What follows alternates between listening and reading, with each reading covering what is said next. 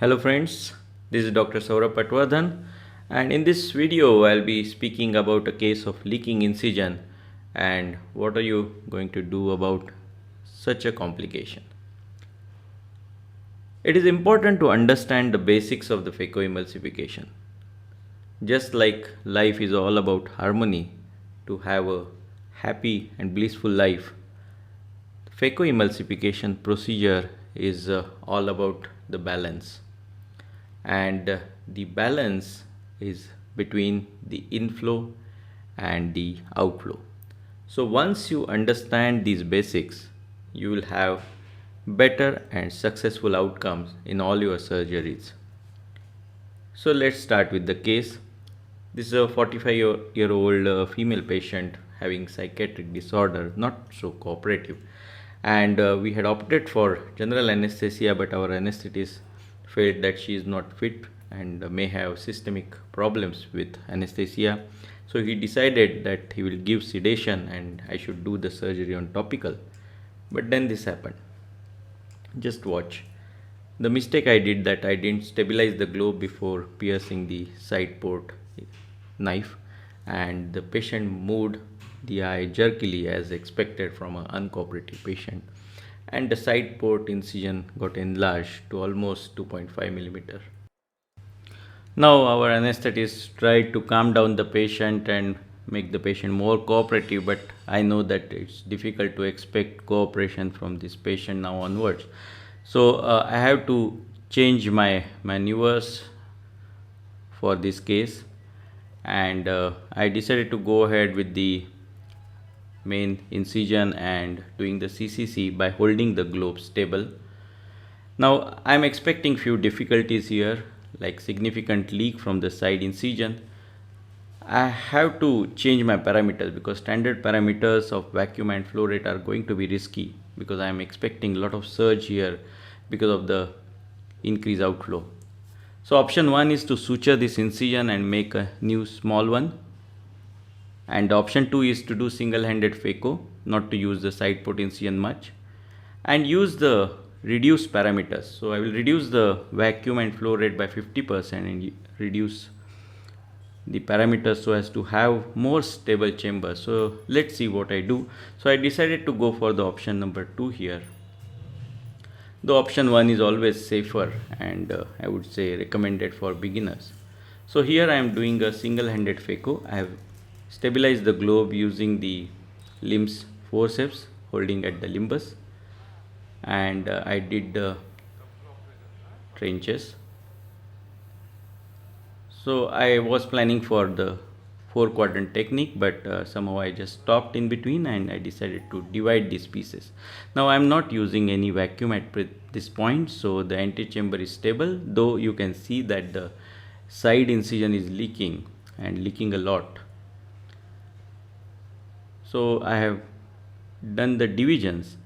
This is not a very hard cataract, this is grade 2 cataract and a brittle one, so I can divide it very easily.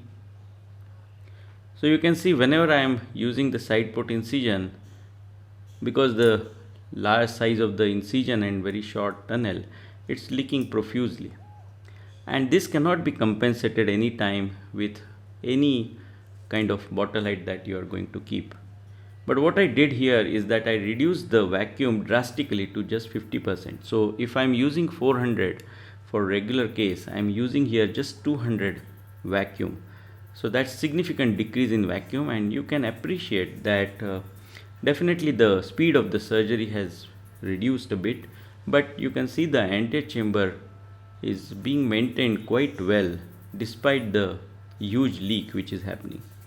Many times when there is such leak, there are these small pieces of the nucleus which go and get stuck at this side port, and that is good because they are going to reduce the outflow a little bit. So let them be there for some time. Now for the second half, you can observe that I am keeping my phaco tip very stable at the center of the chamber.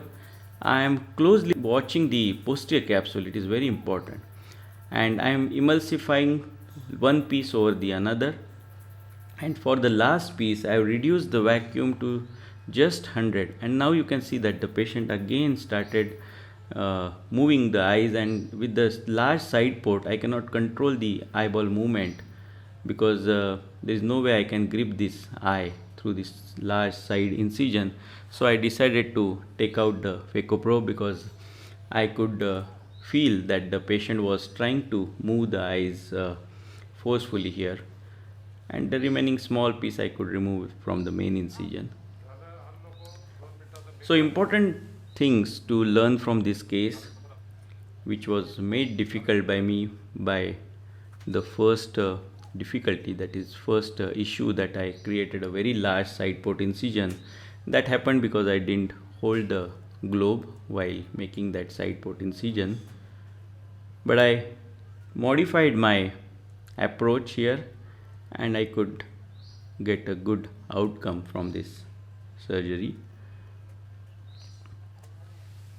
So the IL implantation was easy, so I have edited that out, and the last part was closing the incisions. So the patient is still moving the eyes quite jerkily, and luckily for me the side port incision could be hydrated well, and though it was a short incision there was no leak noted, and I could form the anterior chamber well and tight. Now the patient is more uncooperative, trying to move her head. So it's time to finish the case. If there is a leak, of course I have to suture it, but luckily there was no leak, and the AC was well formed. So I injected the intracameral moxifloxacin and closed the surgery. I applied pad and bandage for next 2 hours just to be on safer side. So it's a nice case to learn from. Thank you so much for watching. Do watch our website and also send videos, and do subscribe to my YouTube channel. Thank you.